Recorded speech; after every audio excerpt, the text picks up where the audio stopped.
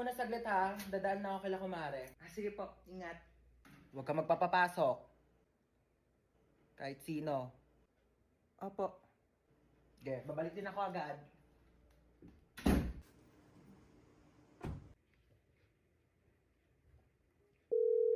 Uy, Cheska. O ano meron? Samahan mo ko dito sa bahay, dali. Umalis si mama, wala akong kasama. Ay sige go, punta na ako dyan. Sige, bye. Ay, ang taray, si Home Alone. Tsaka lang titimpla lang akong kape. Bakit ba ayaw magpapasok ni tita ng ibang tao dito sa bahay nyo? Best friend mo naman ako Sobrang strict kasi niya ni Mama Te, overprotective eh. Bagay. Sino yan, Te? Di ko alam, baka kapitbahay yan. Buksan mo nga muna. Okay, wait.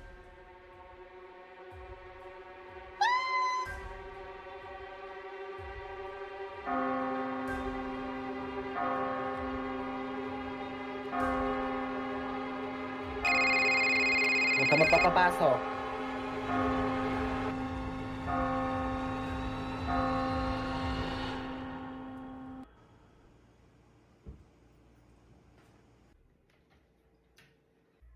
O, ba't ang tahimik mo? Naboard ka ba? Alam mo kaya talaga di kita pinapayagan na magpapasok ng ibang tao dito kasi alam mo may bali-balita na may nag-iikot daw dito tapos kumakatok sa mga bahay-bahay para mangpatay. Kaya di ko sinabi sa'yo kanina kasi baka matakot ka at mag-isa ka dito.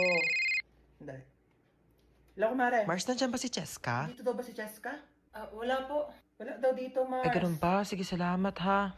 Di talaga nagpunta dito si Cheska? Hindi po. So kaya yung batang yun? Ay, kunin mo pala yung inuwi kong ulam. Nandun sa compartment ng kotse, ha? Sige po.